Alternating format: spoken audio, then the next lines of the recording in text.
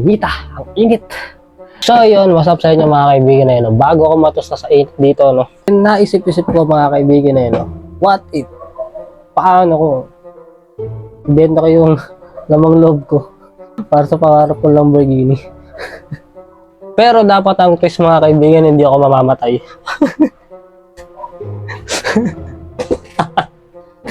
Pwede ba yun? Bebenta ko muna yung lamang loob ko pero dapat hindi ako mamamatay. Ito yung literal na namatay para sa pangarap. Gago. At ang Lamborghini po mga kaibigan na pangarap ko ay nagkakahalaga ng 608 and 358,000 US dollars. Ito yung itsura niya. Walang ya. Napakamahal. Kailangan talaga ibenta yung laman loob ko para mabili yan. At yan ang target natin mga kaibigan. Ang halaga na yan na nagkakahalaga ng 608 and 358 US dollars. Ngayon, para maikasakatuparan natin yung pangarap natin yan mga kaibigan. Ako lang pala. Ay nag-research ako kay paring Google na mga pwede kong ibentang organs nang hindi ako namamatay. Okay, ngayon tingnan natin kung magkano abutin ng katarantaduhan kong to. Unahin natin syempre hindi mo na masakit no? Which is ang dugo, ang unang sa listahan natin mga kaibigan. Dugo muna. Yung una natin ibenta. Hindi masakit yun. At ayon kay paring Google no, ang dugo ay pagka binenta mo to sa USA, nagkakalaga ito ng 9 to 35 US dollars. Medyo mura lang. Is hindi masakit. Pero what if mga kaibigan no, syempre marami naman tayong dugo no. Kaya what if mga limang pakibenta natin dugo. Syempre tansyahin natin sa 35 US dollars. So times 5 which is 175 US dollars. Medyo malaki na rin. Pero malayo pa sa katotohanan. Pero malaking dagdag na rin yun para makausad tayo at mabili natin ang pangarap nating sasakyan. Ko pala na Lamborghini. Okay, sunod sa listahan natin mga kaibigan na yun, no? At maraming kalalakihan ang matutuwa dito. Dahil ayon sa aking research no, sa US, sa bandang US ay bumibili sila ng sperm. At maaaring ka magbenta doon. Biruin mo, mag-ano ka lang. Magkakapera ka na. Biglang yaman ng mga jabulero dito. At ang halaga ng sperm mga kaibigan no, ayon kay paring Google, may bibenta mo to sa US na nagkakahalaga ng 40 to 120 US dollars. Sa US siya mismo mga kaibigan. Biglang yaman ka talaga dito boy. At ang requirements mga kaibigan no, para makapagbenta ka ng sperm, dapat under 45 years old ka. And kailangan mo lang kaibigan na makapasa sa isang extensive health questionnaire. For example mga kaibigan, ito isa sa mga requirements. Dapat wala kang mental illnesses, hindi ka dapat nagda-drugs, wala kang STDs at higit sa lahat, wala dapat history yung pamilya mo na nagkaroon ng cancer. Yun. Parang parang pinopromote ko yun ng magbenta. Magbenta kayo ng sperm organ. Medyo mahigpit sa mga requirements mga kaibigan. Pero wala lahat tayo nun. So, paano pa? Bebenta ako mga 5 garapon agad. Di istimahin agad natin yan sa 5 garapon. Istimahin natin sa 120 US dollars. So, 5 times. Meron kang 625 US dollars. Aba, biglang yaman yun Oo nga pala mga kaibigan na yun Pagkatapos na itong video na to, sa bandang dulo na ito, pag-a-add din natin lahat-lahat ng mga pwede nating ibenta mga organs, yung basta hindi tayo mamamatay. Naku nga abot ba mga kaibigan yung pagbebentahan nating mga body organs sa pangarap kong Lamborghini. Ano ba ito? Puro kagagawa nyo na pag-iisip ko. Next, ang susunod sa listahan natin mga kaibigan pwede nating ibenta ay ang kidney natin. Kidney ko. Ngayon ko lang talaga nalaman kay paring Google lang talaga. Magbenta ka lang ng laman loob mo, yayaman ka na.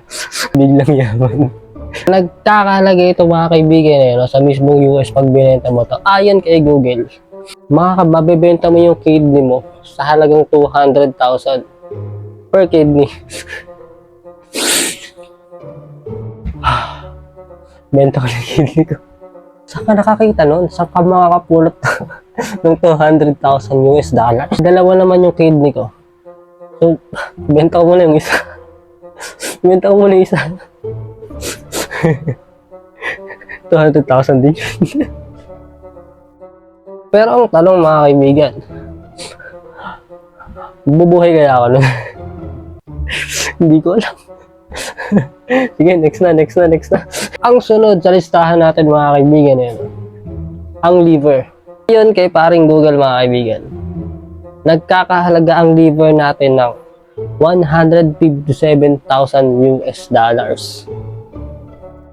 Naakit talaga ako para ibenta yung laman loob ko. Benta ko na kaya liver ko. 157,000 US dollars. Pinang-iPhone na yun. At ayon kay paring Google mga kaibigan na yun, no, na kapag healthy daw ang liver mo, no, kahit pumutol ka pa dyan ng kahit konting parte, kahit pumutol ka ng konting parte sa liver mo, ay may chances pa rin itong tumubo or may mataas yung probability niya mga kaibigan at tumubo talaga siya. So, healthy yung liver ko eh. Hindi, putol na lang konti doon. Tapos benta ko. 157,000 US dollars. Huwag mo ko akitin, o Diyos ko. So, dahil sa nalaman ko na yun kay paring Google, no, mga kaibigan, no, so mag-a-assume na ako ngayon na hindi ako mamatay pag binenta ko yung liver ko. Kasi tutubo pa eh. Ano ba itong napag-iisip ko? Ano ba itong ginagawa ko sa buhay ko? Puro kagagawa na naisip ko. Okay, sunod sa listahan. Ang sunod sa listahan natin mga kaibigan no, na pwede nating ibenta ay ang ating puso. Hindi na kailangan mag-explain. Patay ako pag binenta ko yung puso ko. Pero sige. Tignan natin mga kaibigan kung magkano nga ba ang halaga ng puso o heart. Tingnan natin. Ayon kay paring Google mga kaibigan no, ang puso ay nagkakahalaga ng 119,000 US dollars. Libre na ng bebenta ko. Mamamatay ako doon pag pinenta ko yung puso ko. Lugi. Malaking pera ka mga kaibigan no, pag nabenta mo yung puso mo. Anong sinong tanga makakaisip mo?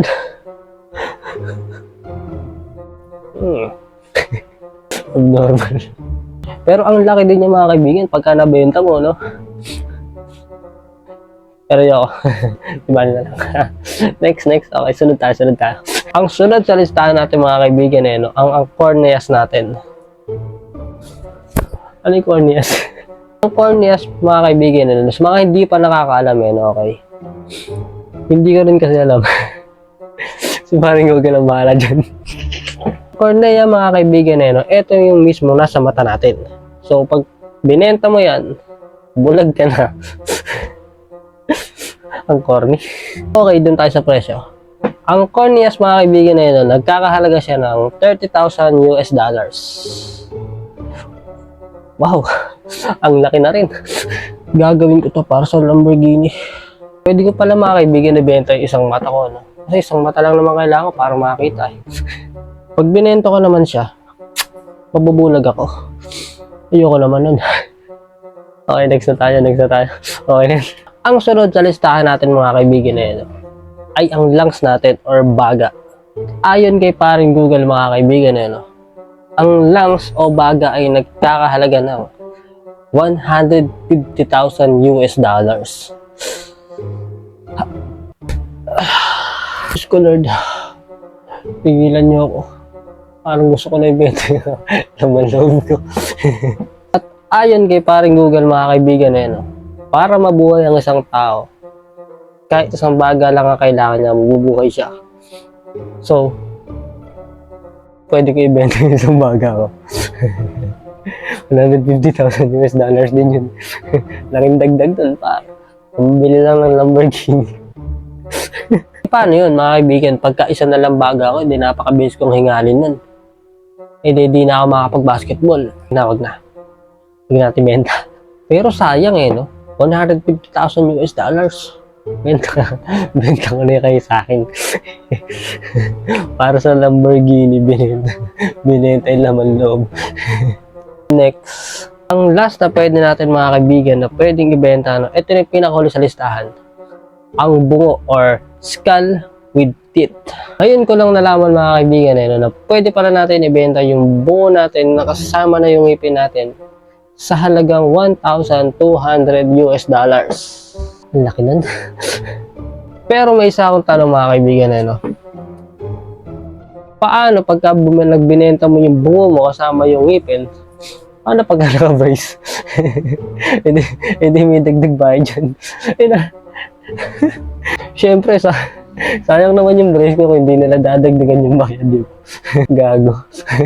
Okay, tingnan niya natin kung magkano kalalabasan na mapagbebentahan. Pag-a-add natin sila lahat mga kaibigan. So, ito na yung mga computation blood o dugo. $35 US dollars times 5, $175 US dollars. Sperm, $120 US dollars times 5, which is $600 US dollars. Kidneys, $200,000 US dollars. Liver, $157,000 US dollars. Heart, $119,000 US dollars. Corneas, $30,000 US dollars. Lungs, $150,000 US dollars. Skull with teeth, $1,200 US dollars. At ang total po mga kaibigan which is $657,975 US dollars. Grabe. Sobra-sobra pa pala pambili ng Lamborghini pagka nagbenta ako. What if? Biruin mo yun mga kaibigan, meron ka na $657,975 US dollars. May bahay ka na, may Lamborghini ka pa. Easy money mga kaibigan. Pero joke-joke lang po tayo dito mga kaibigan For entertainment purpose lang po ito. Huwag niyo seryosohin. Huwag niyo paniwalangan mo sa ulo. Dahil mga kaibigan mabibili na natin yung Lamborghini na yan. Hindi man ngayon, pero sa future. Hindi tayo magagawin talaga naman lang. Joke-joke lang po tayo dito. Joke-joke lang. So, yun lang po mga kaibigan Bye.